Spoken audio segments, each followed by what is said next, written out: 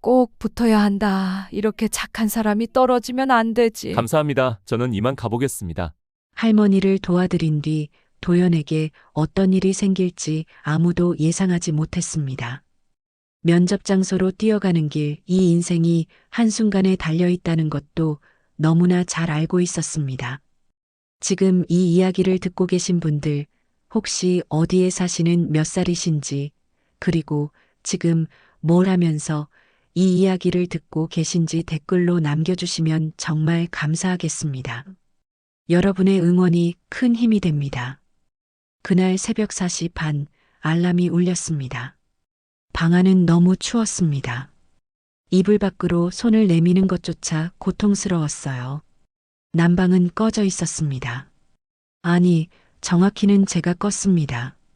이번 달 관리비가 12만 원이 나왔거든요. 월세 35만 원짜리 고시원에 사는 제게 12만 원은 거의 일주일치 식비였습니다. 침낭 속에서 몸을 일으켰습니다. 입김이 하얗게 나왔어요.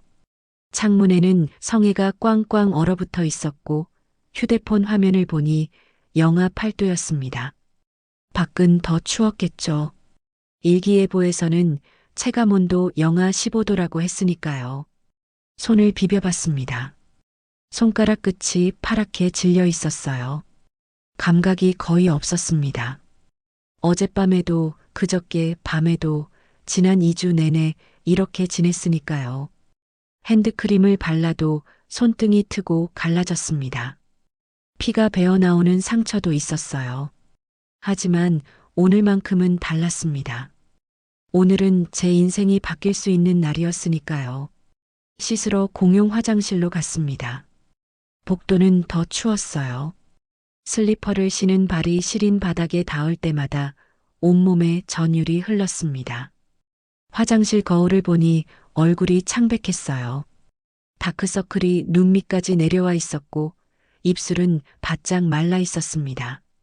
찬물로 세수를 했습니다. 온수를 틀면 코인이 들어가거든요. 한 번에 500원. 별것 아닌 것 같지만 그 500원으로 편의점 삼각김밥 하나를 살 수 있었습니다. 얼음장 같은 물이 얼굴에 닿는 순간 정신이 번쩍 들었어요. 아니, 사실은 너무 차가워서 숨이 막혔습니다.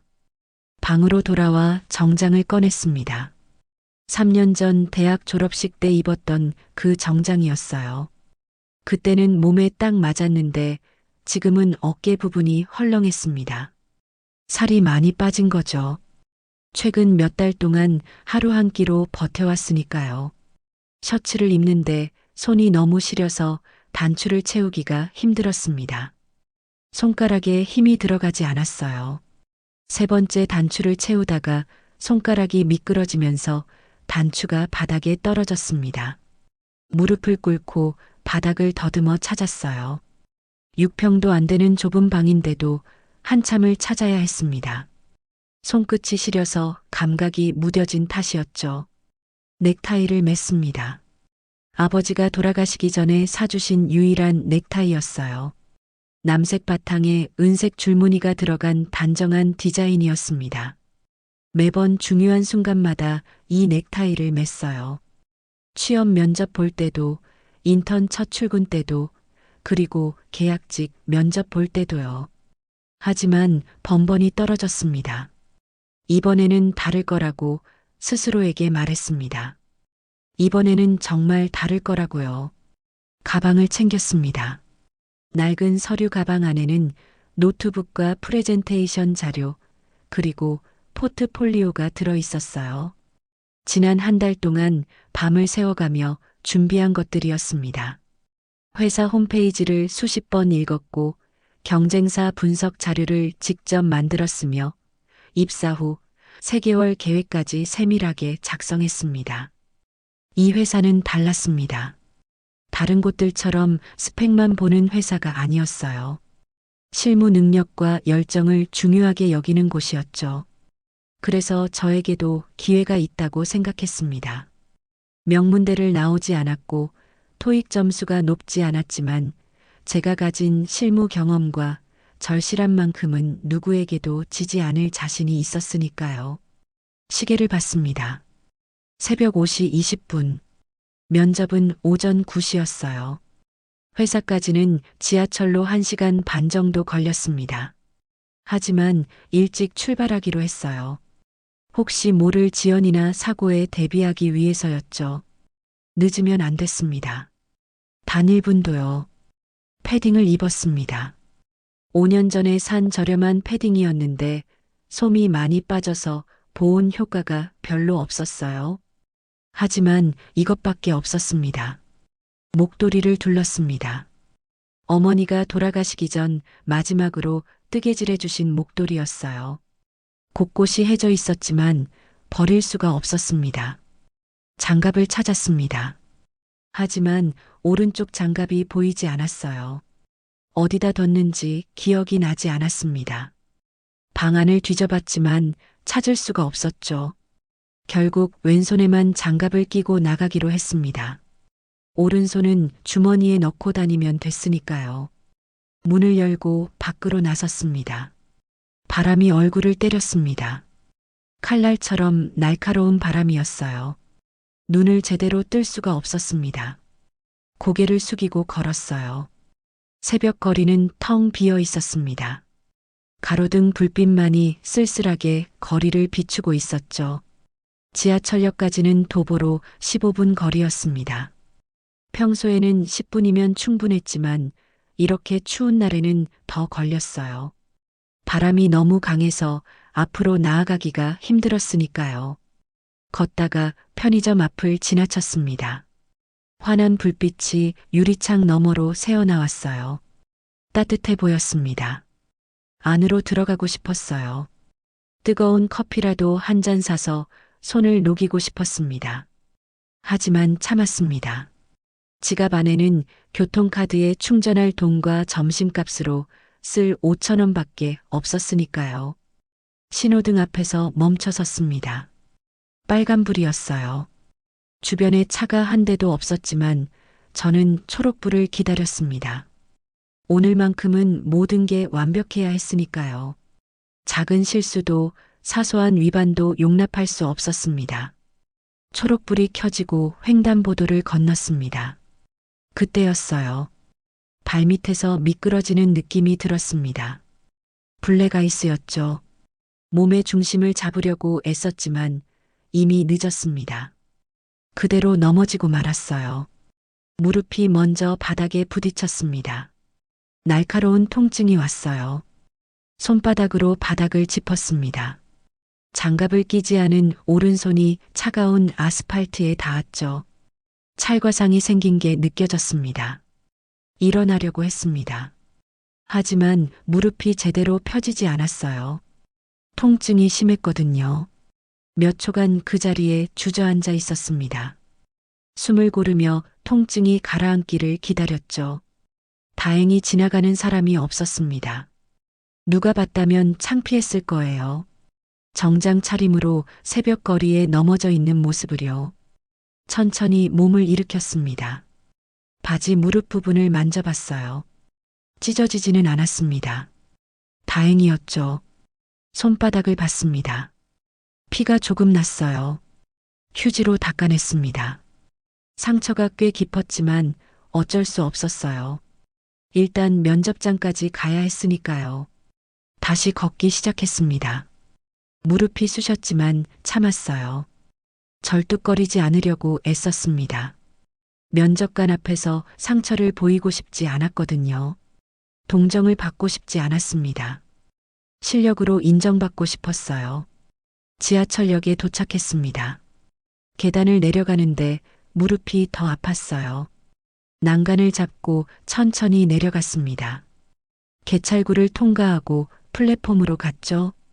플랫폼에는 사람이 거의 없었습니다.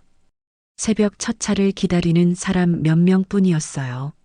모두들 피곤한 얼굴이었습니다.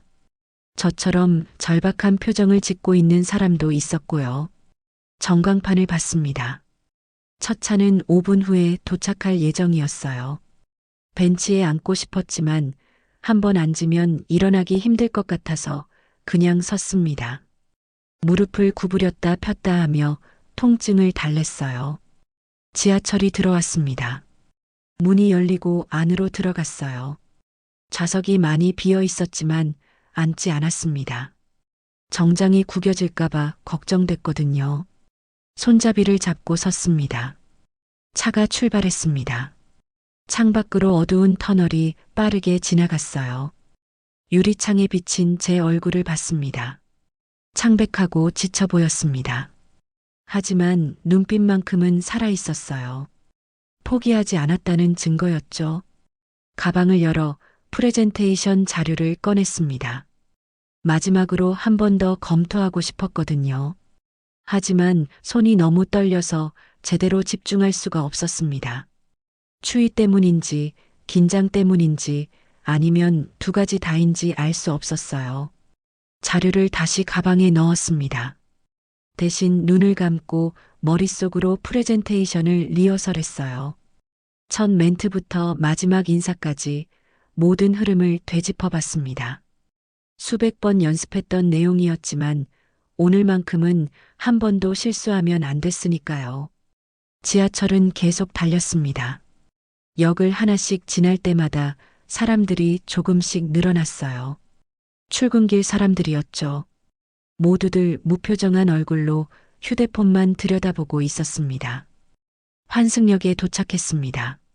내려서 다른 노선으로 갈아탔어요. 이 노선은 더 붐볐습니다. 출근 시간대가 시작되고 있었거든요. 사람들 사이에 끼어섰습니다. 누군가의 가방이 제 옆구리를 찔렀고 누군가의 발이 제 발을 밟았지만 아무 말도 하지 않았어요. 그냥 참았습니다. 회사 근처 역에 내렸습니다. 시계를 봤어요. 7시 40분. 예상보다 일찍 도착했습니다. 면접까지는 아직 1시간 20분이나 남아 있었죠. 지상으로 올라갔습니다. 밖은 여전히 추웠어요. 하지만 조금 익숙해진 것 같았습니다. 아니면 제가 무뎌진 걸지도 몰랐어요. 회사 건물을 찾아갔습니다. 고층 빌딩이었어요. 유리로 된 외벽이 아침 햇살을 반사하고 있었습니다. 멋있었어요. 이 안에서 일할 수 있다면 정말 좋겠다고 생각했습니다. 하지만 아직 시간이 많이 남았습니다. 건물 안으로 들어가기에는 너무 이른 시간이었어요. 근처를 돌아다니며 시간을 보내기로 했습니다. 편의점을 발견했습니다. 안으로 들어갔어요. 따뜻한 공기가 얼굴을 감쌌습니다. 너무 좋았어요. 이대로 여기 있고 싶었습니다. 화장실을 찾았습니다. 거울 앞에 서서 제 모습을 점검했어요. 머리가 조금 흐트러져 있었습니다. 손으로 정리했죠. 넥타이가 삐뚤어져 있었어요. 바로 잡았습니다. 얼굴에 묻은 먼지를 닦아냈고요. 손바닥에 상처를 봤습니다. 피는 멈췄지만 상처가 벌어져 있었어요. 물로 씻었습니다. 따가웠지만 참았습니다. 휴지로 물기를 닦아내고 나왔어요. 편의점 한쪽 구석에 있는 테이블에 앉았습니다. 가방에서 물병을 꺼냈어요. 집에서 가져온 보리차였습니다. 한 모금 마셨습니다. 미지근했지만 목을 적시기엔 충분했죠. 시계를 봤습니다. 8시 30분. 슬슬 가야 할 시간이었어요. 자리에서 일어났습니다. 가방을 챙기고 편의점을 나섰습니다. 회사 건물로 향했습니다. 로비로 들어가니 경비 아저씨가 저를 보셨어요. 방문 목적을 물으셨습니다. 면접 때문에 왔다고 말씀드렸죠. 방문증을 받아 목에 걸었습니다. 엘리베이터를 탔습니다. 13층 버튼을 눌렀어요. 엘리베이터가 올라가는 동안 심장이 빠르게 뛰었습니다. 숨을 깊이 들이마셨어요. 진정하려고 애썼습니다. 13층에 도착했습니다. 문이 열리고 복도가 보였어요. 안내 표지판을 따라 걸었습니다. 인사팀이라고 쓰인 문을 찾았죠. 노크를 했습니다. 안에서 들어오라는 소리가 들렸어요. 문을 열고 들어갔습니다. 면접 보러 왔습니다. 떨리는 목소리로 말했습니다. 접수 담당자가 고개를 들어 저를 봤어요. 이름을 물으셨습니다. 대답했죠. 신분증을 확인하시더니 대기실로 안내해 주셨습니다. 대기실에는 이미 2명이 앉아 있었습니다. 모두 저보다 어려 보였어요. 깔끔한 정장에 자신감 넘치는 표정이었죠. 제 옆에 앉은 사람은 명문대 로고가 새겨진 파일을 들고 있었습니다. 주눅이 들었습니다. 하지만 곧 고개를 들었어요. 스펙이 전부가 아니라고 스스로에게 말했습니다. 제가 준비한 것들을 보여주기만 하면 된다고요. 시간이 흘렀습니다. 한 명씩 호명되어 면접장으로 들어갔어요. 그리고 나오는 사람들의 표정은 제각각이었습니다. 어떤 사람은 미소를 지었고 어떤 사람은 고개를 떨구고 있었죠. 드디어 제 이름이 불렸습니다. 김도연 씨, 들어오세요. 일어섰습니다. 가방을 들고 면접장 문 앞에 섰어요. 심호흡을 했습니다. 손잡이를 잡았습니다. 떨리는 손으로 문을 열었습니다. 그리고 안으로 들어갔습니다. 면접장 문을 열고 들어가려던 그 순간 복도 끝에서 급하게 달려오는 직원의 목소리가 들렸습니다. 잠시만요. 면접 일정에 변경이 있습니다. 저를 포함해 대기하던 지원자들이 모두 그쪽을 돌아봤어요. 젊은 여직원이 숨을 헐떡이며 말했습니다. 죄송합니다. 면접관 한 분이 긴급 상황으로 30분 정도 늦으실 것 같습니다. 9시 30분부터 순차적으로 진행하겠습니다. 대기실로 다시 돌아왔습니다. 시계를 봤어요. 9시 5분. 갑자기 생긴 30분이었습니다. 의자에 앉아 가만히 있으려니 온몸이 긴장으로 굳어지는 게 느껴졌어요. 이대로 있으면 면접 때 더 떨릴 것 같았습니다. 밖에 나가 잠깐 걷다 오기로 했습니다. 접수 담당자에게 양해를 구하고 건물 밖으로 나갔어요. 찬 공기가 얼굴을 때렸지만 오히려 정신이 맑아지는 느낌이었습니다. 근처를 천천히 걸었습니다. 출근 시간이라 거리는 사람들로 붐볐어요. 모두들 바쁜 발걸음으로 어딘가를 향해 가고 있었죠.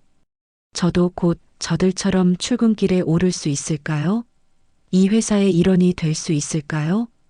10분쯤 걷다가 다시 건물로 돌아가려고 발걸음을 돌렸습니다. 그때였어요. 지하철역 쪽에서 사람들이 우르르 쏟아져 나오기 시작했습니다. 평소보다 훨씬 많은 인파였어요. 무슨 일인가 싶어 가까이 다가갔습니다. 역 입구에 전광판이 떠 있었어요. 신호장애로 인한 열차 지연, 복구 시간 미정. 사람들이 계속 지하철에서 올라오고 있었습니다. 모두들 짜증 섞인 표정이었어요. 누군가는 전화기에 대고 회사에 늦는다고 말하고 있었고, 누군가는 택시를 잡으려고 도로변으로 뛰어가고 있었죠. 저는 이미 목적지에 도착한 상태였으니 다행이라고 생각하며 발길을 돌리려던 순간이었습니다. 계단 위쪽에서 비틀거리는 모습이 눈에 들어왔어요. 할머니 한 분이었습니다. 한 손에는 큰 보따리를 들고 다른 손으로는 난간을 잡고 계셨어요. 사람들이 급하게 계단을 올라오는 바람에 할머니는 한쪽으로 밀려나 있었습니다. 계단 가장자리 쪽이었죠. 위태로워 보였습니다. 보따리가 너무 무거운지 할머니의 몸이 한쪽으로 기울어져 있었어요. 발을 디딜 때마다 휘청거리셨습니다. 사람들은 아무도 신경 쓰지 않았어요. 그저 자기 길을 가기에 바빴죠. 저도 가야 했습니다. 면접 시간이 다가오고 있었으니까요. 하지만 발이 떨어지지 않았습니다. 할머니가 계단을 한 칸 올라올 때마다 가슴이 철렁했어요. 저 보따리 때문에 중심을 잃고 넘어지시면 어떡하죠? 뒤에서 올라오는 사람들에게 떠밀리면요? 한 번 더 계단을 올라오시는 할머니를 보는 순간 저도 모르게 발이 움직이고 있었습니다. 계단을 내려가 할머니께 다가갔어요. 할머니, 제가 좀 도와드릴까요? 할머니가 고개를 드셨습니다. 70대 중반쯤 되어 보이셨어요. 얼굴에는 깊은 주름이 패여 있었고 손은 거칠게 갈라져 있었습니다. 평생 고생하신 흔적이 역력했죠. 괜찮아요, 젊은이. 바쁘실 텐데. 할머니가 손을 저으시며 말씀하셨습니다. 하지만 목소리가 떨리고 있었어요. 숨도 가빠 보였고요. 아니에요. 제가 들어드릴게요. 보따리를 받으려고 손을 내밀었습니다. 할머니는 잠시 망설이시더니 조심스럽게 보따리를 건네주셨어요. 생각보다 무거웠습니다. 적어도 10kg은 넘는 것 같았어요. 이걸 들고 계단을 오르시다니. 할머니 체구에 비하면 너무 무거운 짐이었습니다. 어디까지 가세요? 저기 3번 출구 쪽으로 나가야 해요. 할머니가 손가락으로 방향을 가리키셨습니다. 3번 출구는 여기서 꽤 멀었어요. 복잡한 통로를 지나 반대편 끝까지 가야 했습니다. 평소에도 5분은 걸리는 거리였는데 할머니 걸음으로는 10분도 더 걸릴 것 같았어요. 시계를 봤습니다. 9시 15분. 면접 시작까지 15분 남았습니다. 계산이 빨리 돌아갔어요. 할머니를 3번 출구까지 모시고 다시 회사까지 뛰어가면 최소 20분은 걸릴 겁니다. 분명히 늦을 거예요. 하지만 이미 보따리를 받아든 상태였습니다. 그리고 할머니는 제 도움이 필요했어요. 천천히 가시죠. 할머니의 팔을 살짝 받쳐드렸습니다. 함께 계단을 올라갔어요. 한 계단, 한 계단. 할머니는 발을 디딜 때마다 힘겹게 숨을 쉬셨습니다. 미안하구만, 젊은이. 손주가 병원에 입원을 했는데 밥을 해서 갖다 줘야 해서. 할머니가 미안한 듯 말씀하셨어요. 아니에요, 괜찮습니다. 대답하며 보따리를 더 단단히 잡았습니다. 손바닥에 상처가 욱신거렸지만 내색하지 않았어요. 계단을 다 올라오는 데만 3분이 걸렸습니다. 이제 통로를 지나 3번 출구로 가야 했어요. 사람들이 양쪽에서 빠르게 지나갔습니다. 출근 시간에 지하철은 전쟁터 같았죠. 할머니가 사람들에게 부딪힐까봐 제가 앞에서 길을 열어드렸습니다. 천천히 할머니 걸음에 맞춰 걸었어요. 마음은 급했지만 서두르지 않았습니다. 할머니가 넘어지시면 안 됐으니까요. 요즘 젊은이들은 다들 바빠서 이렇게 도와주는 사람이 없던디. 고맙구만. 할머니가 말씀하셨습니다. 괜찮습니다. 저희 할머니도 혼자 사시거든요. 누군가 이렇게 도와주시면 좋겠다고 항상 생각했어요. 거짓말이 아니었습니다. 시골에 계신 할머니가 떠올랐어요. 연세가 많으셔서 거동이 불편하신데 자주 찾아뵙지 못하고 있었습니다.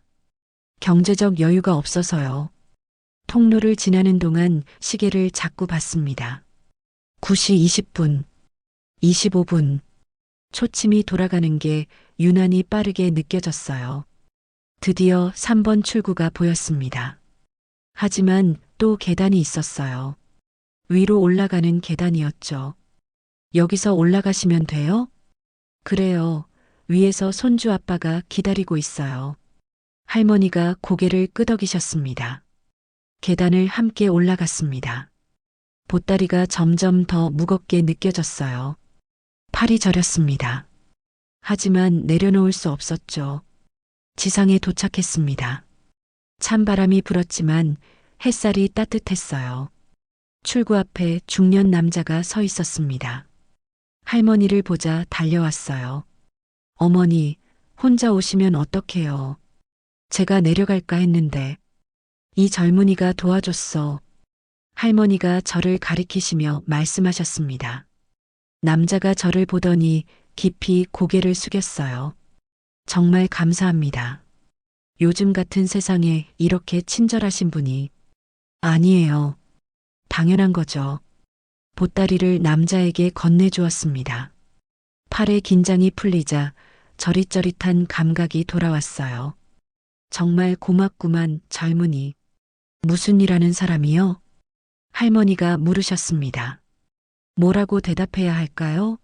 취준생이라고 해야 할까요?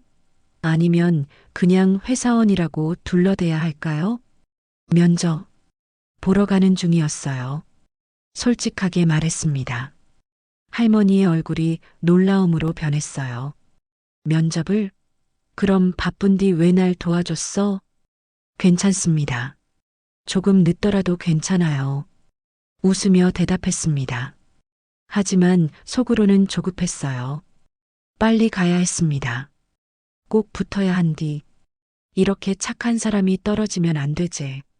할머니가 제 손을 꽉 잡으시며 말씀하셨습니다. 거친 손이었지만 따뜻했어요. 감사합니다. 그럼 저는 이만. 인사를 하고 돌아서려는데 할머니가 제 팔을 잡으셨어요. 잠깐만. 할머니가 보따리를 열더니 무언가를 꺼내셨습니다. 작은 주머니였어요. 한지로 만든 부적 같았습니다. 이거 가져가라. 우리 손주 쾌차하라고 절에서 받아온 건디 하나 더 있으니 자네가 가져. 아니에요, 괜찮습니다. 손자분이 더 필요하실 텐데. 괜찮아. 자네한테 복이 있을 거요. 꼭 붙을 거야. 할머니가 제 손에 부적을 쥐어주셨습니다. 거절할 수 없었어요. 공손하게 받았습니다. 감사합니다. 소중히 간직할게요. 건강도 챙기고 힘내라. 할머니가 미소를 지으셨습니다. 그 미소가 왠지 뭉클했어요. 인사를 하고 돌아섰습니다. 시계를 봤어요. 9시 32분. 늦었습니다. 뛰기 시작했습니다. 사람들을 피해가며 최대한 빨리 달렸어요. 무릎이 아팠지만 신경 쓰지 않았습니다. 숨이 차올랐지만 멈추지 않았어요. 회사 건물이 보였습니다. 더 빨리 뛰었습니다. 로비로 뛰어들어가 엘리베이터를 탔어요. 버튼을 연타했습니다. 제발 빨리요. 엘리베이터가 느리게만 느껴졌어요. 숫자가 하나씩 올라갈 때마다 조바심이 났습니다. 7층, 8층, 9층, 13층에 도착했습니다. 뛰어내려 복도를 달렸어요. 인사팀 문 앞에 섰습니다. 숨을 고르려고 했지만 시간이 없었어요. 문을 열고 들어갔습니다. 죄송합니다. 늦어서 죄송합니다. 숨을 헐떡이며 말했습니다. 접수 담당자가 저를 보더니 난처한 표정을 지었어요. 김도연 씨, 면접 시작 시간이 9시 30분이었는데요. 지금 9시 35분이에요. 죄송합니다. 지하철이 멈춰서 변명처럼 들릴까봐 말을 멈췄습니다. 사실이었지만 그게 중요한 게 아니었으니까요. 약속 시간을 지키지 못한 건 제 책임이었습니다. 담당자가 잠시 생각하더니 안쪽으로 들어갔어요.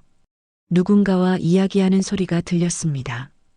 기다리는 동안 가슴이 쿵쾅거렸어요. 담당자가 다시 나왔습니다. 면접관님께서 사정을 말씀드렸더니 기회를 주시겠대요. 하지만 마지막 순서로 밀리셨어요. 조금만 기다려주세요. 감사합니다. 정말 감사합니다. 고개를 깊이 숙였습니다. 대기실로 갔습니다. 의자에 앉았어요. 온몸에 땀이 흘렀습니다. 정장 안쪽이 축축하게 젖어 있었죠. 숨을 천천히 고르며 진정하려고 애썼습니다. 주머니에 손을 넣었습니다. 할머니가 주신 부적이 만져졌어요. 꺼내서 봤습니다. 한지에 붓글씨로 소원 성취라고 쓰여 있었습니다. 제 소원은 단순했습니다. 이 회사에 붙는 것, 정규직으로 일하며 안정적인 삶을 사는 것, 더 이상 추운 고시원에서 떨지 않아도 되는 것. 부적을 다시 주머니에 넣었습니다. 가방을 열어 프레젠테이션 자료를 꺼냈어요. 마지막 점검을 했습니다. 떨리는 손으로 페이지를 넘기며 머릿속으로 다시 한번 리허설했죠. 시간이 흘렀습니다. 한 명, 2명 지원자들이 면접을 보고 나왔어요. 어떤 사람은 밝은 표정이었고 어떤 사람은 고개를 떨구고 있었습니다. 드디어 제 차례가 왔습니다. 김도연 씨, 들어오세요. 일어섰습니다. 가방을 들고 면접장 문 앞에 섰어요. 손잡이를 잡았습니다. 이번엔 정말로 문을 열어야 했습니다. 심호흡을 했습니다. 할머니의 얼굴이 떠올랐어요. 꼭 붙어야 한디라던 그 말이 귓가에 맴돌았습니다. 문을 열고 들어갔습니다. 면접관 3분이 앉아 계셨어요. 가운데는 50대 정도의 남자, 양옆에는 30대와 40대로 보이는 여성과 남성이었습니다. 안녕하십니까? 지원자 김도연입니다. 최대한 똑바로 서서 인사했습니다. 목소리가 떨리지 않도록 신경 썼어요. 앉으세요. 가운데 면접관이 말했습니다. 의자에 앉았어요. 등을 곧게 펴고 2 손을 무릎 위에 모았습니다. 늦으셨네요. 무슨 일이 있었나요? 첫 질문이 나왔습니다. 예상했던 질문이었어요. 죄송합니다. 지하철 신호 장애가 있었습니다. 사실대로 말했습니다. 할머니 이야기는 하지 않았어요. 변명처럼 들릴까 봐요. 그래도 여유 있게 출발했어야 하지 않나요? 왼쪽 면접관이 날카롭게 물었습니다. 네, 맞습니다. 제 불찰입니다. 다음부터는 더 철저히 준비하겠습니다. 고개를 숙였습니다. 변명하지 않았어요. 잘못은 인정해야 했으니까요. 면접관들이 서로 눈빛을 교환했습니다. 무슨 생각을 하는지 알 수 없었어요. 자, 그럼 이제 본격적으로 면접을 시작하겠습니다. 자기소개 해보세요. 가운데 면접관이 말했습니다. 준비했던 대로 말하기 시작했습니다. 제 경험과 역량, 이 회사에 지원한 이유, 입사 후 계획까지 한 문장 한 문장 또박또박 전달했어요. 면접관들이 고개를 끄덕였습니다. 좋은 신호였죠. 프레젠테이션 자료 준비하셨죠? 네, 가져왔습니다. 노트북을 꺼내 프레젠테이션을 시작했습니다. 1달 동안 준비한 내용이었어요. 회사 분석, 시장 조사, 개선 제안까지 모든 걸 쏟아부었습니다. 면접관들이 집중해서 들었습니다. 질문도 몇 가지 나왔어요. 대답했습니다. 막힘없이 자신 있게요. 프레젠테이션이 끝났습니다. 면접관들이 박수를 쳤어요. 형식적인 박수가 아니었습니다. 진짜 인상 깊다는 표정이었죠. 잘 준비하셨네요. 마지막으로 하고 싶은 말 있나요? 마지막 질문이었습니다. 잠시 생각했습니다. 무슨 말을 해야 할까요? 열정을 어필해야 할까요?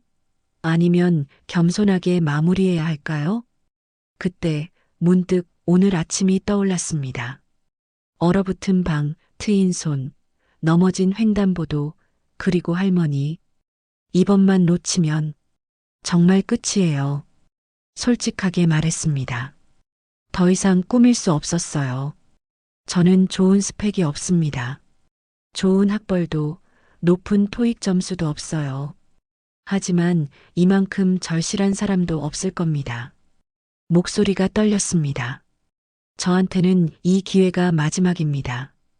제발 기회를 주세요. 후회하지 않으실 겁니다. 면접관들이 저를 바라봤습니다. 표정을 읽을 수 없었어요. 침묵이 흘렀습니다. 그리고 가운데 면접관이 입을 열었습니다. 가운데 면접관이 천천히 고개를 끄덕였습니다. 절실함은 알겠습니다.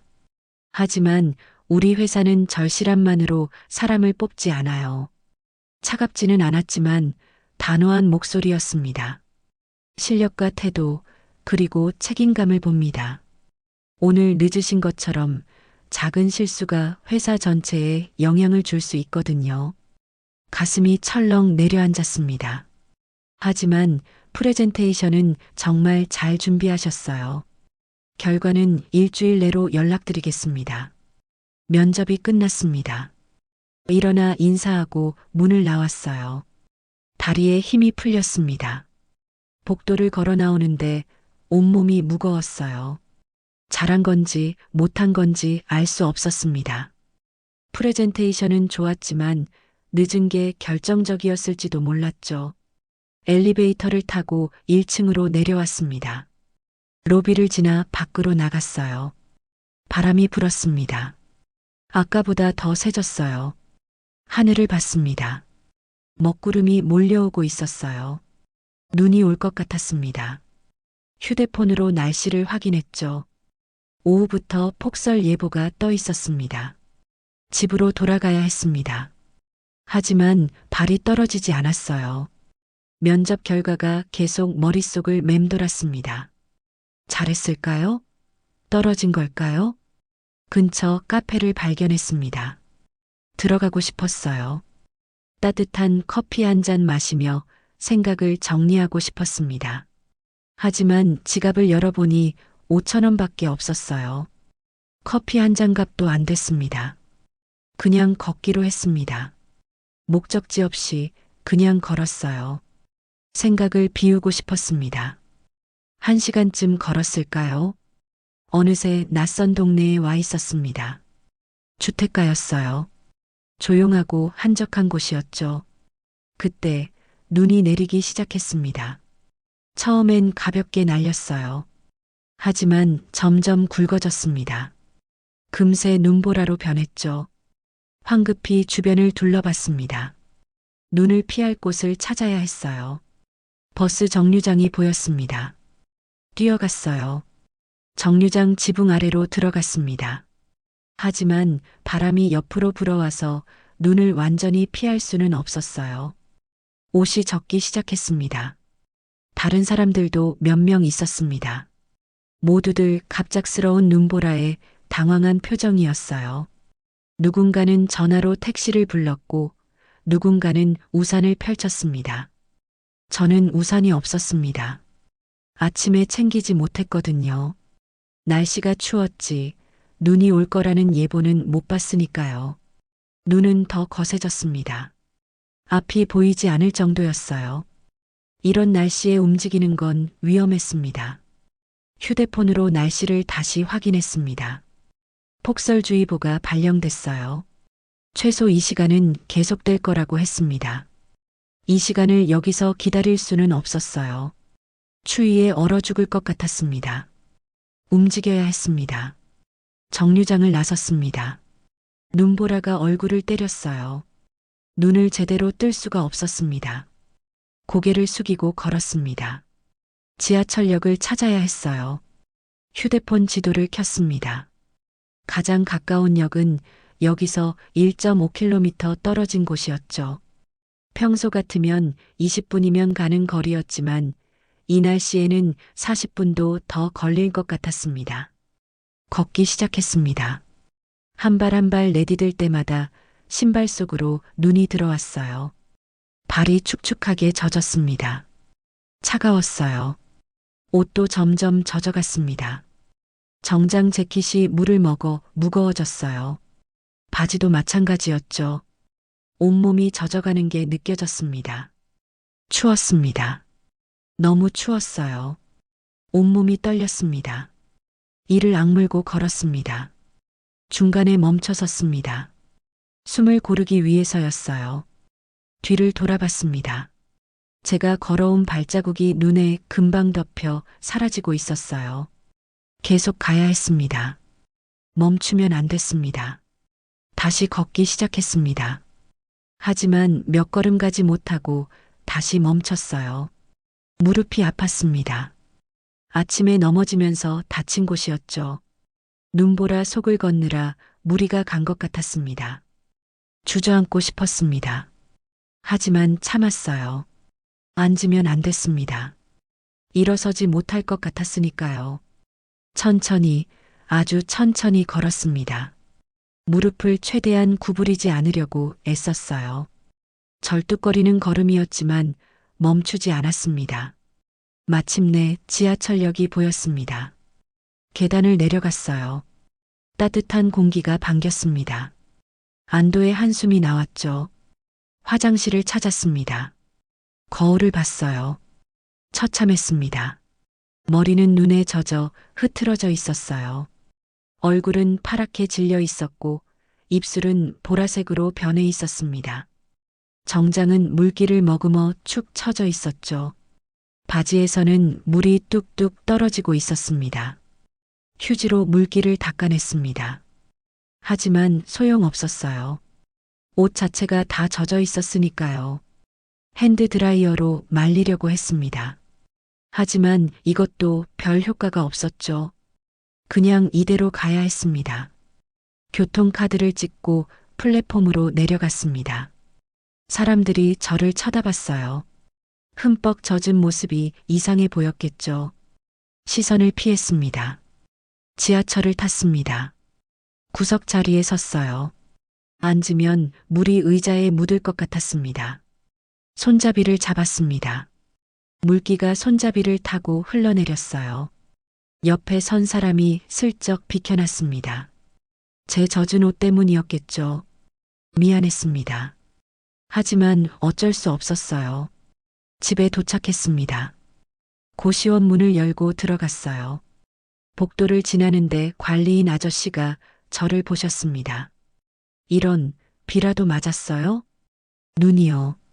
짧게 대답하고 방으로 들어갔습니다. 문을 닫자마자 쓰러지듯 바닥에 주저앉았어요. 온몸에 힘이 빠졌습니다. 젖은 옷을 벗었어요. 손이 떨려서 단추를 채우기가 힘들었습니다. 옷을 벗는 데만 10분이 걸렸죠. 샤워를 해야 했습니다. 하지만 온수 코인이 없었어요. 어제 마지막 남은 코인을 썼거든요. 찬물로 씻어야 했습니다. 공용 화장실로 갔습니다. 샤워실에 들어가 물을 틀었어요. 얼음장 같은 물이 쏟아졌습니다. 비명을 참았습니다. 이를 악물고 씻었어요. 5분 만에 나왔습니다. 더 이상 버틸 수가 없었거든요. 몸을 닦고 방으로 돌아왔습니다.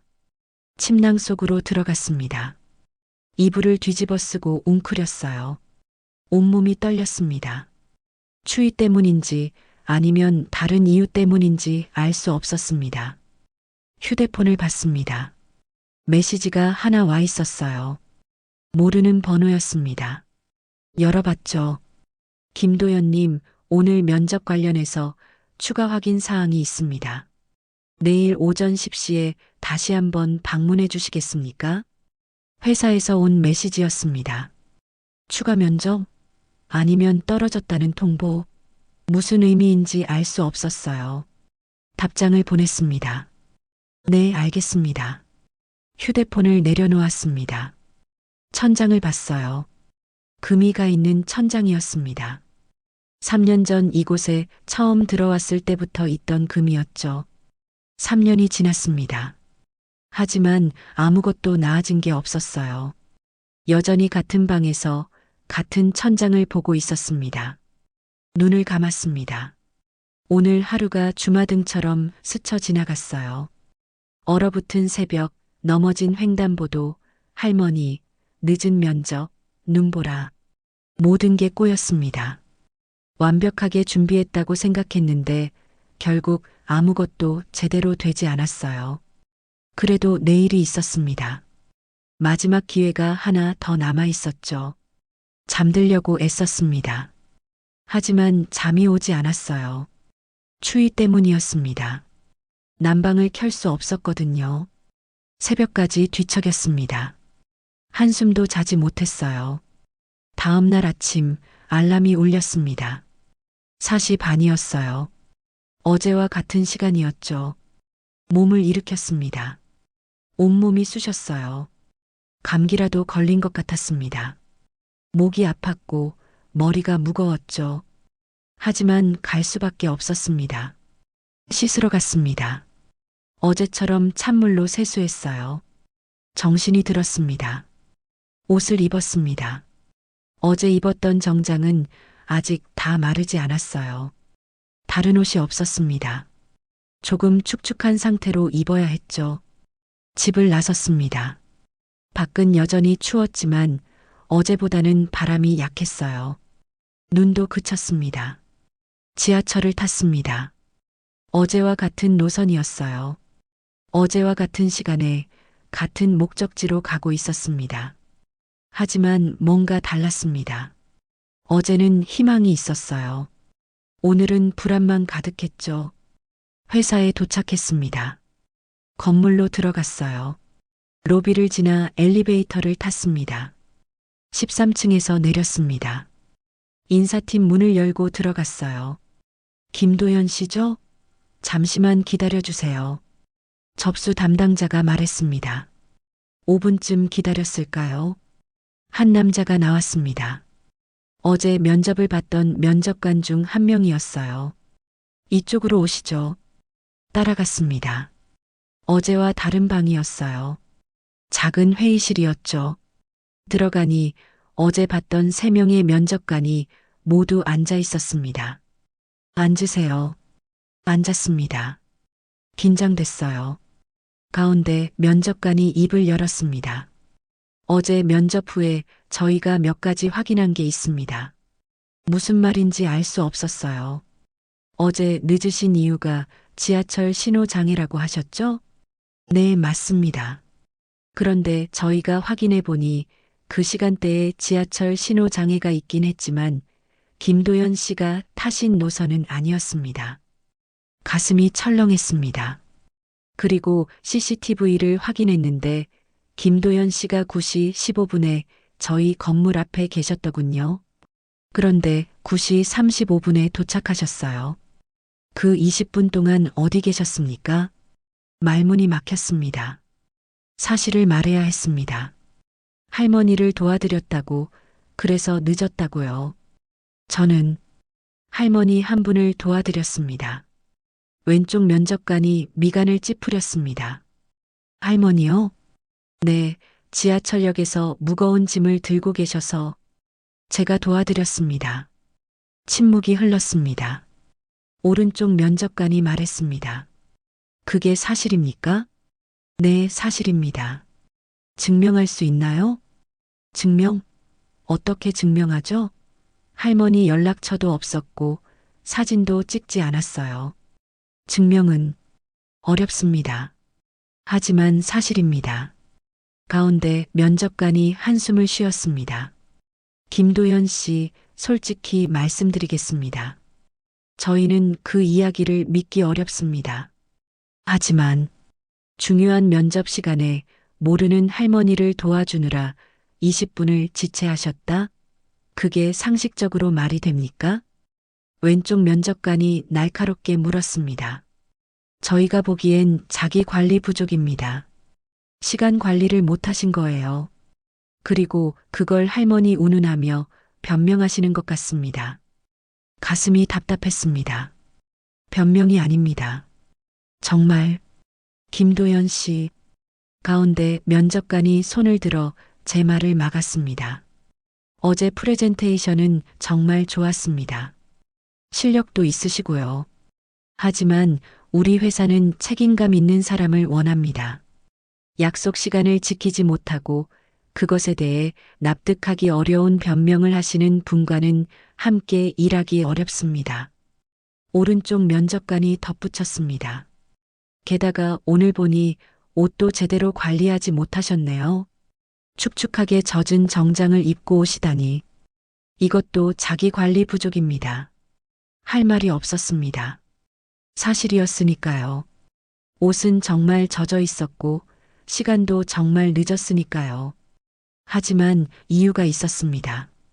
할머니를 도와드린 것도 눈보라를 맞은 것도 다 이유가 있었어요. 저는 입을 열려는데 가운데 면접관이 다시 손을 들었습니다. 더 이상 말씀하지 않으셔도 됩니다. 이미 결정이 났습니다. 심장이 멎는 것 같았습니다. 불합격입니다. 그 말이 귀에 울렸습니다. 수고하셨습니다. 일어나야 했습니다. 하지만 다리에 힘이 들어가지 않았어요. 천천히 몸을 일으켰습니다. 고개를 숙여 인사했습니다. 감사했습니다. 목소리가 떨렸습니다. 방을 나왔습니다. 복도를 걸었어요. 엘리베이터를 탔습니다. 내려가는 동안 눈물이 났습니다. 참으려고 했지만 참을 수가 없었어요. 엘리베이터가 1층에 도착했습니다. 문이 열렸어요. 로비로 나왔습니다. 사람들이 오가고 있었죠. 모두들 바쁜 발걸음이었습니다. 저만 멈춰 선 것 같았어요. 밖으로 나갔습니다. 찬 공기가 얼굴을 스쳤어요. 눈물을 닦았습니다. 하지만 계속 흘렀죠. 어디로 가야 할까요? 집으로 돌아가야 했습니다. 하지만 발이 떨어지지 않았어요.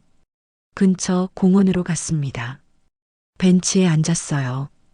가방을 무릎 위에 올려놓고 고개를 떨어뜨렸습니다. 모든 게 끝났습니다. 마지막 기회라고 생각했던 면접이었어요. 한 달 동안 준비했던 것이었죠.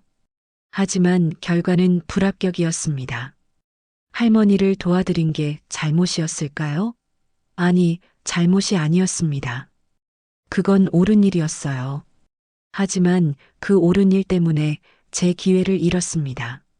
공정하지 않다고 생각했습니다. 하지만 세상이 원래 그런 거겠죠.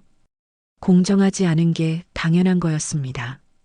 시간이 얼마나 흘렀을까요? 한참을 그렇게 앉아 있었어요. 휴대폰이 울렸습니다. 전화였어요. 모르는 번호였습니다. 받지 않으려고 했지만 혹시나 싶어 받았습니다. 여보세요? 김도연 씨입니까? 여자 목소리였어요. 어제 봤던 접수 담당자 같았습니다. 네, 맞습니다. 죄송한데요. 혹시 지금 어디 계세요? 다시 한번 올라와 주실 수 있을까요? 무슨 말인지 이해가 되지 않았어요. 왜요? 회장님께서 직접 뵙고 싶으시답니다. 회장? 이 회사 회장이요? 무슨 일이신데요? 자세한 건 올라오셔서 들으시면 될 것 같습니다. 전화가 끊어졌습니다. 멍하니 휴대폰을 쳐다봤어요. 무슨 일이죠? 불합격 통보를 회장이 직접 하시나요? 아니면 다른 이유가 있는 걸까요? 알 수 없었습니다. 하지만 가봐야 했어요. 다시 건물로 들어갔습니다. 엘리베이터를 탔습니다. 이번엔 13층이 아니라 15층 버튼을 눌렀어요. 최상층이었습니다. 문이 열렸습니다. 고급스러운 복도가 나타났어요. 카펫이 깔려 있었고 벽에는 그림들이 걸려 있었죠. 접수 담당자가 기다리고 있었습니다. 이쪽으로 오세요. 따라갔습니다. 넓은 복도를 지나 큰 문 앞에 섰어요. 회장실이라고 쓰여 있었습니다. 노크를 했습니다. 안에서 들어오라는 소리가 들렸어요. 문을 열고 들어갔습니다. 넓은 방이었습니다. 한쪽 벽은 통유리로 되어 있어서 서울 시내가 한눈에 보였어요. 책장에는 책들이 빼곡히 꽂혀 있었고 책상은 원목으로 만들어진 고급스러운 것이었죠. 책상 뒤에 한 남자가 앉아 계셨습니다. 60대 정도로 보이는 분이었어요. 정장을 단정하게 차려입고 계셨고 은발이 깔끔하게 빗어져 있었습니다. 앉으세요. 의자를 가리키시며 말씀하셨습니다. 앉았어요. 긴장됐습니다. 회장님이 저를 한참 바라보셨습니다. 무슨 생각을 하시는지 알 수 없었어요. 김도연 씨. 네. 아까 면접장에서 이게 떨어졌더군요. 책상 위에 무언가를 올려놓으셨습니다. 작은 나무 브로치였습니다. 제 것이었어요. 가방에 달아두었던 것이었죠. 언제 떨어진 건지 몰랐습니다. 아, 제 겁니다. 받으려고 손을 내밀었습니다. 하지만 회장님이 브로치를 집어들으셨어요. 이거 어디서 구하셨습니까? 그건 어머니께서 남겨주신 겁니다. 어머니가? 네, 어머니가 돌아가시기 전에 이걸 주시면서 소중히 간직하라고 하셨어요. 어머니가 젊었을 때 일하시던 식당에서 받으신 거라고요. 회장님의 표정이 변했습니다. 식당? 네, 종로에 있었던 작은 식당이라고 들었습니다. 어머니가 거기서 주방 보조로 일하셨대요. 식당 주인이 착한 분이셔서 일 그만둘 때 기념으로 이걸 만들어 주셨다고요. 회장님이 숨을 들이마셨습니다. 손이 미세하게 떨리는 게 보였어요. 그 식당, 혹시 할매 손맛이라는 곳이었습니까? 깜짝 놀랐습니다. 어떻게 아세요? 그리고 그 식당 주인, 혹시 박순자 할머니 아니셨습니까? 더 놀랐습니다. 맞습니다.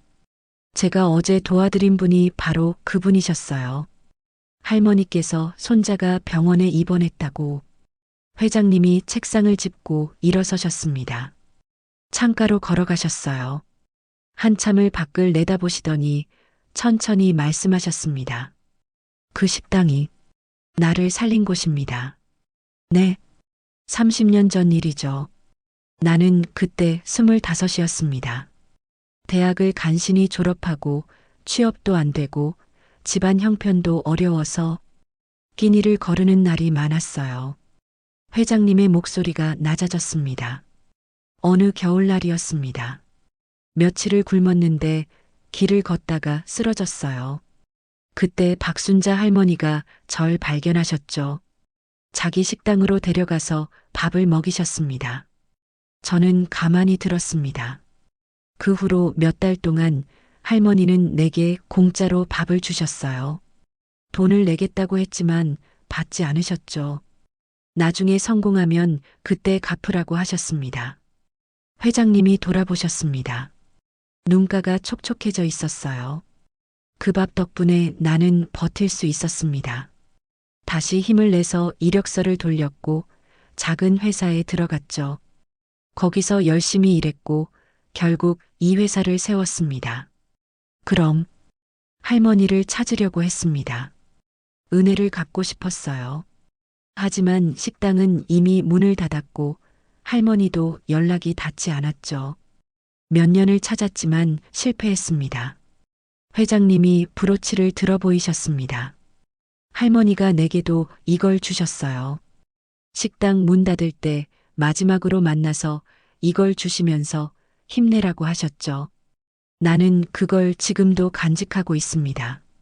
내 책상 서랍 안에요. 회장님이 서랍을 열었습니다. 안에서 똑같은 나무 브로치를 꺼내셨어요. 둘을 나란히 놓으셨습니다. 똑같았습니다. 할머니는 이걸 도와준 사람들에게 나눠주셨던 것 같습니다. 손수 나무를 깎아서 만드셨죠. 저는 말을 잇지 못했습니다. 그리고 오늘 아침 면접관들한테서 보고를 받았습니다. 김도현 씨가 어제 지하철역에서 할머니를 도와드렸다고요. 처음엔 믿지 않았습니다.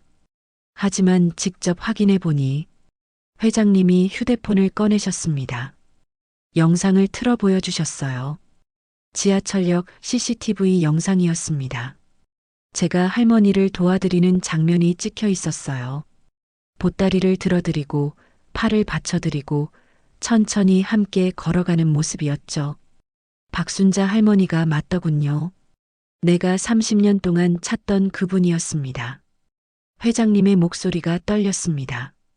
그리고 김도연 씨, 당신은 중요한 면접을 앞두고도 할머니를 도왔습니다. 늦을 걸 알면서도요. 저는 면접관들이 당신을 의심했습니다. 자기 관리 부족이라고 변명한다고 했죠. 하지만 그들이 틀렸습니다. 회장님이 제 앞에 섰습니다. 당신은 책임감이 없는 사람이 아닙니다. 오히려 그 반대죠. 자신의 이익보다 다른 사람을 먼저 생각할 줄 아는 사람입니다. 그런 사람이 우리 회사에 필요합니다. 심장이 뛰었습니다. 면접 결과를 번복하겠습니다. 김도연 씨 합격입니다. 믿을 수가 없었습니다. 정말입니까? 물론입니다. 당신 같은 인재를 놓칠 수 없어요. 눈물이 났습니다. 이번엔 슬픔의 눈물이 아니었어요. 기쁨의 눈물이었습니다. 감사합니다. 정말 감사합니다. 고개를 숙였습니다. 목이 메었어요. 고마워해야 할 사람은 나입니다. 당신 덕분에 할머니를 다시 찾았으니까요. 회장님이 다시 책상으로 돌아가셨습니다. 할머니 손자가 입원해 있다고 했죠? 네, 그렇다고 들었습니다. 병원비는 내가 부담하겠습니다. 그리고 할머니께 생활비도 드리고 싶군요. 30년 전 은혜를 이제야 갚을 수 있게 됐네요. 할머니께서 정말 좋아하실 것 같습니다. 당신도 할머니께 고맙다고 전해야겠어요. 당신이 할머니를 도와주지 않았다면 나는 영영 찾지 못했을 겁니다. 회장님이 명함을 건네주셨습니다. 다음 주 월요일부터 출근하세요. 인사팀에서 연락드릴 겁니다. 네, 알겠습니다. 명함을 받았습니다. 정하백 회장이라고 쓰여 있었어요. 그리고 이거, 회장님이 제 브로치를 돌려주셨습니다. 소중히 간직하세요. 어머니의 유품이니까요. 네, 감사합니다. 브로치를 받아 가슴에 꼭 껴안았습니다. 회장실을 나왔습니다. 복도를 걸었어요. 엘리베이터를 탔습니다. 내려가는 동안 웃음이 났습니다. 믿을 수 없었지만 현실이었어요. 로비로 나왔습니다. 밖으로 나갔습니다. 하늘을 봤습니다. 먹구름이 걷히고 있었어요. 햇살이 비치기 시작했습니다. 따뜻했습니다. 휴대폰을 꺼냈습니다. 할머니께 전화하고 싶었어요. 하지만 번호를 모르고 있었습니다. 대신 어머니 사진을 꺼내봤습니다. 오래된 사진이었어요. 어머니가 젊었을 때 찍은 사진이었죠. 환하게 웃고 계셨습니다. 엄마, 저 합격했어요.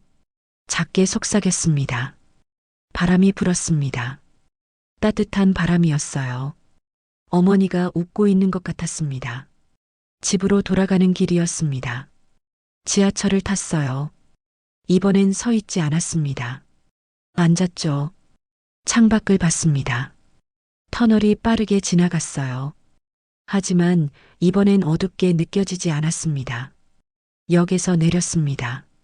지상으로 올라왔어요. 골목을 걸었습니다. 편의점을 지나쳤습니다. 이번엔 들어가지 않았어요. 내일부터는 매일 지나다닐 길이 아니었으니까요. 고시원에 도착했습니다. 계단을 올라갔어요. 복도를 지나 방문을 열었습니다. 좁은 방이었습니다. 여전히 추웠고 여전히 낡았죠. 하지만 이제 곧 나갈 수 있을 것 같았습니다. 가방을 내려놓았습니다. 브로치를 꺼내 책상 위에 올려놨어요. 작은 나무 브로치였지만 제게는 세상 무엇보다 소중한 것이었습니다. 창밖을 봤습니다. 해가 지고 있었어요. 노을이 아름답게 물들고 있었습니다. 시작이야. 스스로에게 말했습니다. 오랜 겨울이 끝나고 이제 봄이 오고 있었습니다. 침낭 속으로 들어갔습니다. 이번엔 떨지 않았어요. 몸이 따뜻했습니다.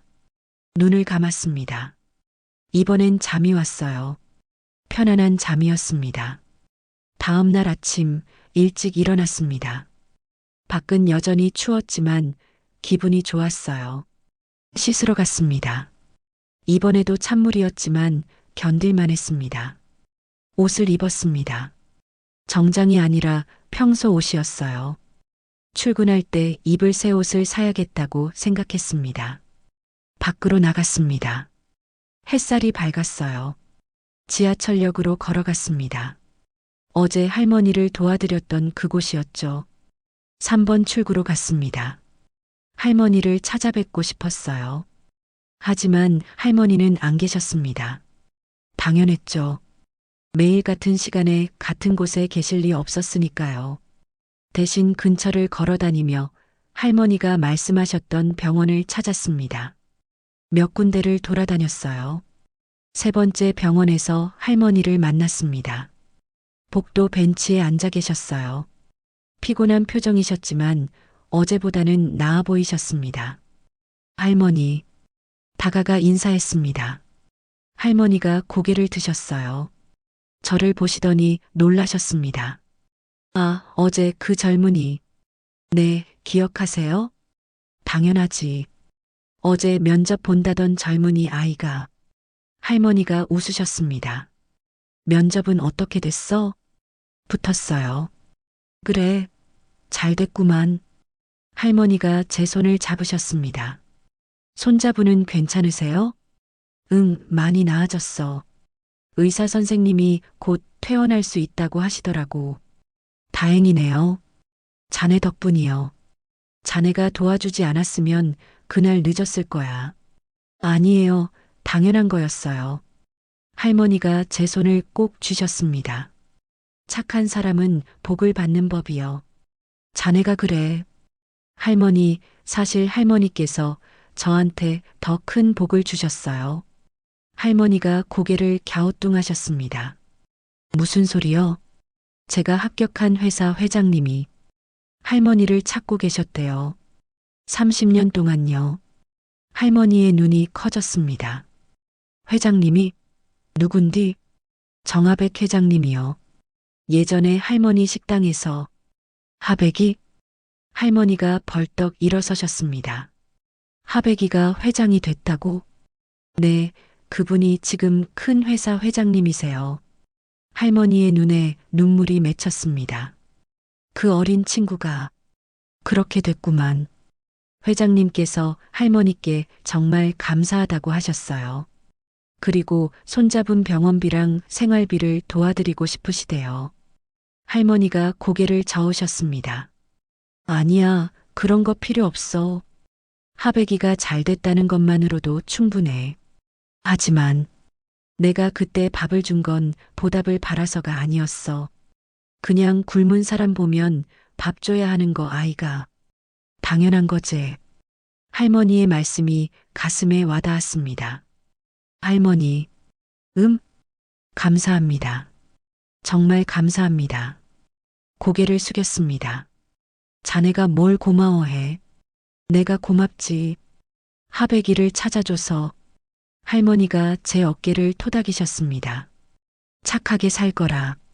그럼 복은 저절로 따라오는 거요. 네, 명심하겠습니다. 할머니와 한참을 이야기했습니다. 옛날 식당 이야기, 어머니 이야기, 그리고 앞으로의 이야기까지요. 시간이 흘렀습니다. 병실 안에서 누군가 할머니를 부르는 소리가 들렸어요. 손자가 깼나 보구만. 들어가 봐야겠어. 네, 그럼 저는 이만. 또 보자, 젊은이. 네, 할머니. 건강하세요. 인사를 하고 병원을 나왔습니다. 밖은 따뜻했습니다. 겨울이었지만 봄 같았어요. 집으로 돌아가는 길 휴대폰이 울렸습니다.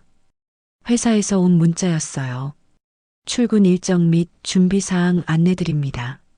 읽으며 걸었습니다. 웃음이 났어요. 드디어 시작이었습니다. 새로운 인생이요. 다음 날 회사에서 연락이 왔습니다. 정하백 회장님께서 박순자 할머니를 직접 만나고 싶어 하신다고 했어요. 그리고 제게도 함께 자리해달라고 하셨습니다. 장소는 회사 근처의 조용한 한정식 집이었습니다. 고급스러운 곳이었어요. 평소 같으면 감히 들어갈 엄두도 못 냈을 곳이었죠. 약속 시간보다 30분 일찍 도착했습니다. 입구에서 기다리고 있었어요.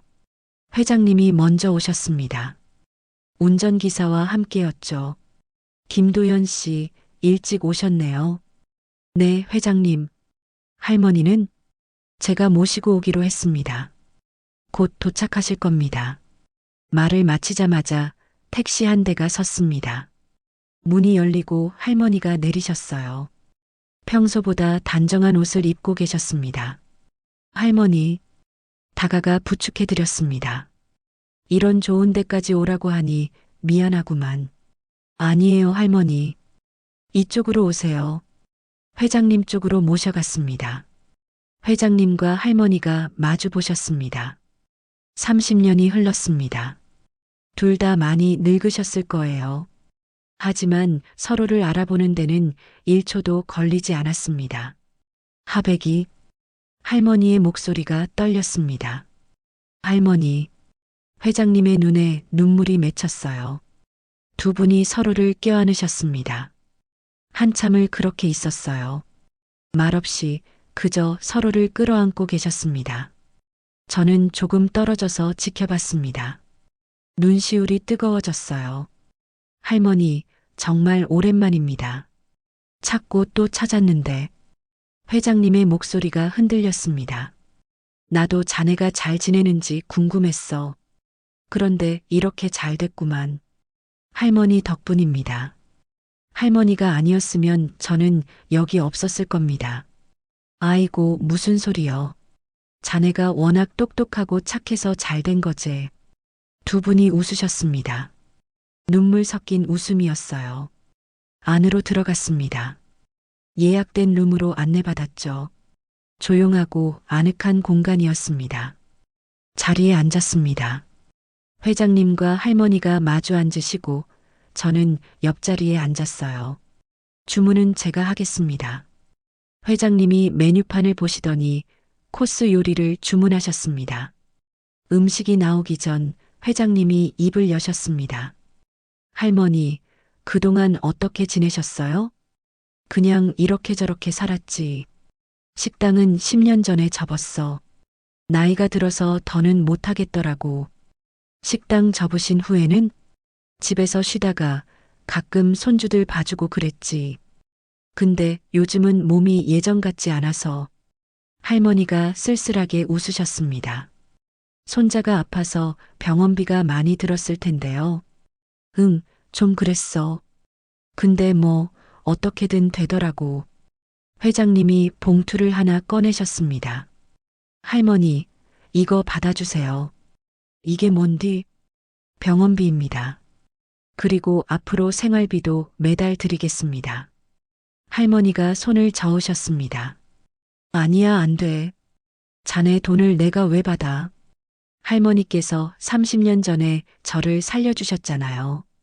이건 그때 은혜를 갚는 겁니다. 그건 은혜가 아니요.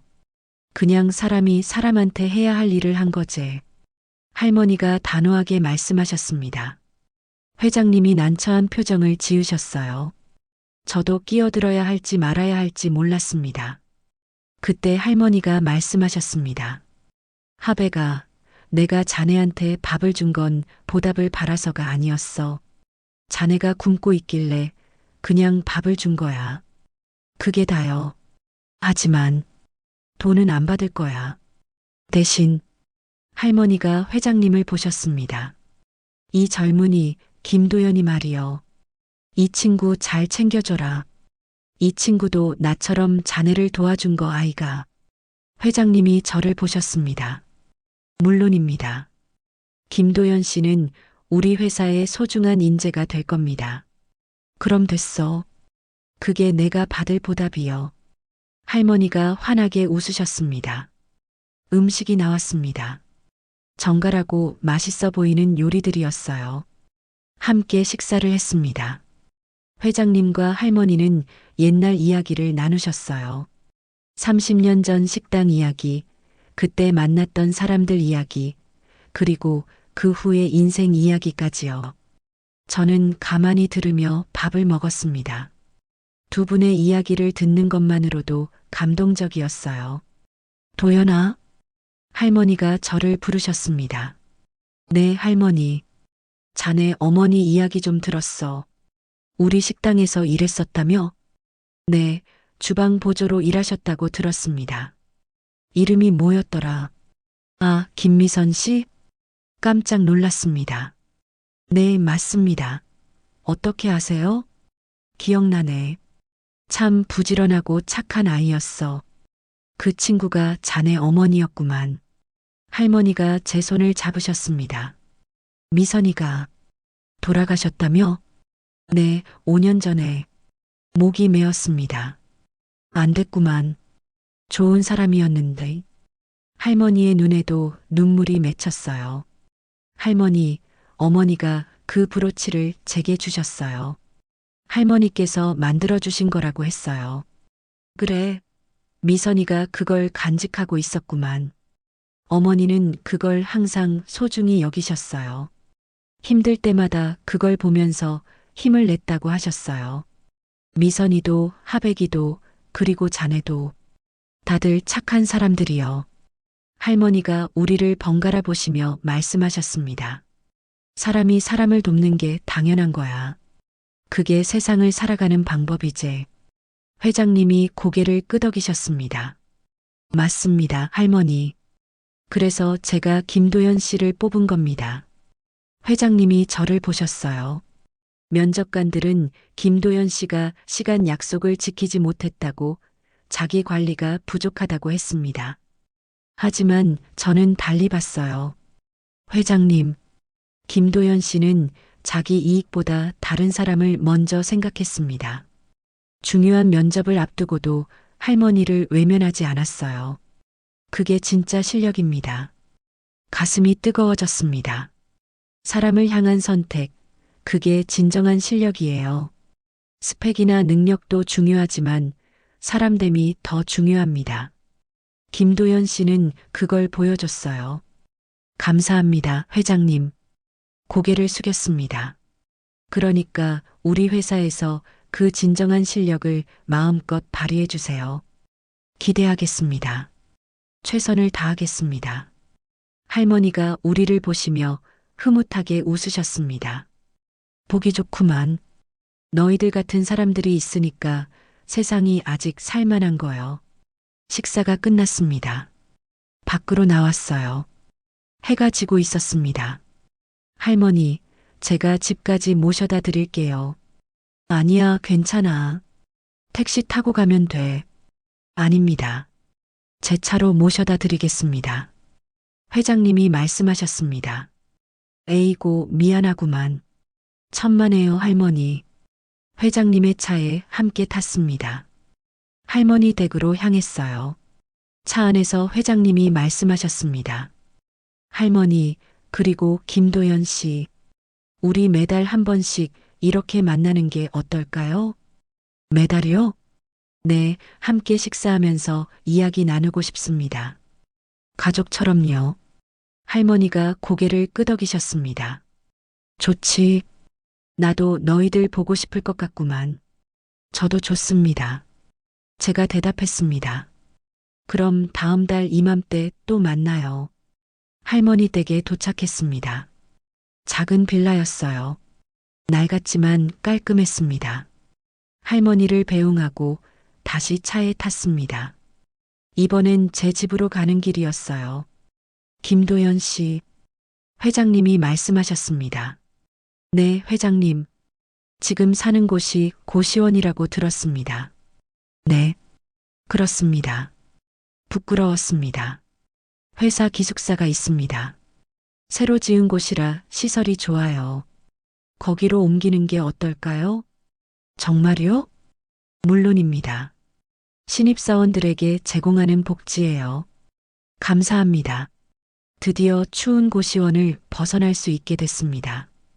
집 앞에 내렸습니다. 인사하고 차에서 내렸어요. 방으로 돌아왔습니다. 마지막으로 이 방에서 자는 날이 얼마 남지 않았습니다. 창밖을 봤습니다. 별이 떠 있었어요. 밝게 빛나고 있었습니다. 엄마, 저 잘하고 있죠? 작게 속삭였습니다. 월요일 아침 첫 출근 날이었습니다. 새로 산 정장을 입었어요. 깔끔하고 단정했습니다. 어머니가 주신 브로치를 가슴에 달았죠. 일찍 집을 나섰습니다. 이번에는 여유 있게요. 지하철을 탔습니다. 출근길 사람들 사이에 섞여 있었어요. 이제 저도 그들 중 하나였습니다. 회사에 도착했습니다. 로비에 들어서니 익숙한 풍경이었어요. 하지만 이번엔 방문자가 아니라 직원으로 들어가는 거였습니다. 13층에 올라갔습니다. 인사팀에 들렀어요. 김도연 씨 환영합니다. 직원들이 반갑게 맞아주었습니다. 오리엔테이션을 받았습니다. 회사 규칙, 복지, 업무 내용 등을 들었어요. 제자리로 안내받았습니다. 창가 쪽이었어요. 책상이 깨끗하게 정리되어 있었고 컴퓨터가 준비되어 있었습니다. 여기가 김도연 씨 자리입니다. 감사합니다. 앉았습니다. 의자가 편했어요. 창밖을 봤습니다. 서울 시내가 보였죠. 꿈만 같았습니다. 몇 달 전만 해도 얼어붙은 고시원에서 떨고 있었는데 이제 이렇게 따뜻한 사무실에 앉아 있었습니다. 컴퓨터를 켰습니다. 업무를 시작했어요. 시간이 흘렀습니다. 한 달, 두 달, 세 달. 저는 회사에 적응했습니다. 업무를 빠르게 익혔고 동료들과도 잘 지냈어요. 프로젝트를 맡았습니다.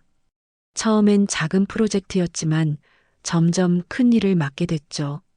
밤늦게까지 일했습니다. 하지만 힘들지 않았어요. 오히려 즐거웠습니다. 제가 하는 일이 의미 있다고 느껴졌으니까요. 회장님도 종종 격려해 주셨습니다. 잘하고 있어요, 김도연 씨. 기대 이상입니다. 그 말씀이 큰 힘이 됐어요. 기숙사로 이사했습니다. 고시원과는 비교할 수 없을 정도로 좋았어요. 따뜻했고 넓었고 깨끗했습니다. 밤에 난방을 켜고 잘 수 있다는 게 이렇게 행복한 일인지 처음 알았어요. 월급을 받았습니다. 통장에 찍힌 숫자를 보고 울었습니다. 처음으로 받는 정규직 월급이었거든요. 어머니 산소에 다녀왔습니다. 엄마, 저 이제 잘 살고 있어요. 걱정 마세요. 산소 앞에서 한참을 앉아 있었습니다. 바람이 불었어요. 어머니가 쓰다듬어 주는 것 같았습니다. 매달 약속대로 회장님과 할머니와 저는 함께 만났습니다. 식사를 하고 이야기를 나눴어요. 회사 이야기, 일상 이야기, 그리고 인생 이야기까지요. 할머니는 손자가 완쾌했다고 좋아하셨습니다. 건강도 많이 나아지셨어요. 회장님 덕분이요. 할머니가 말씀하셨지만 회장님은 고개를 저으셨습니다. 아닙니다. 할머니 덕분입니다. 두 분은 항상 서로에게 감사했습니다. 그리고 저도 감사했어요. 이 두 분을 만나게 된 것에, 이 자리에 있을 수 있게 된 것에요. 어느 날 회장님이 말씀하셨습니다. 김도연 씨, 승진 발령이 났습니다. 네. 대리로 승진하셨어요. 입사한 지 6개월밖에 안 됐지만 성과가 뛰어나서요. 감사합니다. 놀랍고 기뻤습니다. 앞으로도 잘 부탁합니다. 최선을 다하겠습니다. 할머니가 제 등을 토닥이셨습니다. 잘하고 있구만. 기특해. 할머니 덕분입니다. 아니요. 자네가 잘한 거지. 식사가 끝나고 밖으로 나왔습니다. 저녁 공기가 시원했어요. 가을이었습니다. 우리 사진 한 장 찍을까요? 제가 제안했습니다. 좋지. 할머니가 웃으셨습니다. 세 사람이 나란히 섰습니다. 지나가는 사람에게 부탁해서 사진을 찍었어요. 사진을 확인했습니다. 모두 환하게 웃고 있었어요. 이 사진 소중히 간직하겠습니다. 나도 한 장 보내줘라. 저도요. 세 사람 모두 같은 마음이었습니다. 1년이 지났습니다. 저는 팀장이 됐습니다. 후배들도 생겼어요. 후배들에게 항상 말했습니다. 실력도 중요하지만 사람이 더 중요해요. 서로 돕고 살아야 합니다. 어느 날 신입사원 면접에 참여하게 됐습니다. 면접관 자리에 앉았어요. 1년 전 제가 앉았던 저 의자에 지금은 지원자들이 앉아 있었습니다. 한 지원자가 들어왔습니다. 남루한 정장을 입고 있었어요. 손이 트고 갈라져 있었습니다. 제 1년 전 모습 같았습니다. 이력서를 봤습니다. 스펙은 화려하지 않았어요. 하지만 자기소개서에는 진심이 담겨 있었습니다. 왜 우리 회사에 지원하셨나요? 제가 물었습니다. 저는 이 회사가 사람을 중요하게 여긴다고 들었습니다. 실력도 중요하지만 사람됨을 본다고요. 저는 그런 회사에서 일하고 싶습니다. 눈빛이 간절했습니다. 면접이 끝나고 평가 회의를 했습니다. 다른 면접관들은 고개를 저었어요. 스펙이 부족합니다. 경험도 없고요. 하지만 저는 달리 생각했습니다. 저는 합격에 한 표 던지겠습니다. 왜요? 눈빛을 봤습니다. 간절함과 진심이 있었어요. 그게 가장 중요한 실력입니다. 회의 끝에 그 지원자는 합격했습니다. 나중에 그 신입사원이 제게 인사하러 왔습니다. 팀장님, 감사합니다. 기회를 주셔서요. 기회를 잡은 건 당신입니다. 잘해보세요. 최선을 다하겠습니다. 그의 눈빛에서 저를 봤습니다. 1년 전에 제 모습을요. 그날 저녁 또다시 회장님, 할머니와 만났습니다. 이제는 가족처럼 편한 자리가 됐어요. 오늘 신입사원 면접 봤어요. 제가 말했습니다. 어땠어? 회장님이 물으셨습니다. 한 명을 합격시켰는데요. 저랑 비슷한 사람이었어요. 그래. 네, 스펙은 부족했지만 간절했어요. 그래서 기회를 주기로 했습니다. 할머니가 흐뭇하게 웃으셨습니다. 잘했어. 사람에게 기회를 주는 게 가장 중요한 거요. 할머니께서 저한테 그렇게 해주셨잖아요. 회장님도요. 회장님이 고개를 끄덕이셨습니다. 그렇죠. 우리는 모두 누군가의 도움으로 여기까지 왔습니다. 이제 우리가 다른 사람을 도울 차례예요. 맞습니다. 세 사람이 잔을 들었습니다. 건배. 잔이 부딪혔습니다. 밤, 집으로 돌아오는 길이었습니다. 지하철을 탔어요. 창밖을 봤습니다. 1년 전 이 지하철에서 할머니를 만났습니다. 그때 만약 제가 지나쳤다면 어땠을까요? 아마 면접에 제 시간에 도착했겠죠. 하지만 합격했을까요? 알 수 없습니다. 그리고 지금 이 자리에 있을 수 있었을까요? 이것도 알 수 없어요. 하지만 한 가지는 확실합니다. 제가 옳은 선택을 했다는 것, 사람을 선택했다는 것, 그리고 그 선택이 제 인생을 바꿨다는 것. 집에 도착했습니다. 따뜻한 방으로 들어갔어요. 책상 위에 놓인 나무 브로치를 봤습니다. 어머니가 남겨주신 것이었죠. 엄마, 저 행복해요. 작게 속삭였습니다. 창밖을 봤습니다. 별이 떠 있었어요. 내일도 출근할 겁니다. 후배들을 가르치고 프로젝트를 진행하고 회의를 하겠죠. 그리고 다음 달에는 또 회장님, 할머니와 만날 겁니다. 이 따뜻한 인연을 계속 이어갈 거예요. 평생 동안. 왜냐하면 이제 알았으니까요. 진짜 실력이 무엇인지, 진짜 성공이 무엇인지, 그리고 진짜 행복이 무엇인지. 사람입니다. 사람을 향한 선택, 사람과의 인연, 사람을 돕는 것. 그게 전부였습니다. 눈을 감았습니다. 편안했습니다. 내일이 기대됐어요. 그리고 그 내일들이 모여 만들어질 미래가 기대됐습니다. 더 이상 추운 겨울은 없을 겁니다. 이제 따뜻한 봄이 왔으니까요. 그리고 그 봄은 계속될 거예요. 영원히. 여러분, 혹시 여러분도 누군가를 도와준 경험이 있으신가요? 아니면 누군가에게 도움받은 기억이 있으신가요? 댓글로 여러분의 이야기를 들려주세요. 작은 친절이 누군가의 인생을 바꿀 수 있습니다. 오늘 이야기가 여러분께 작은 위로와 용기가 됐으면 좋겠습니다.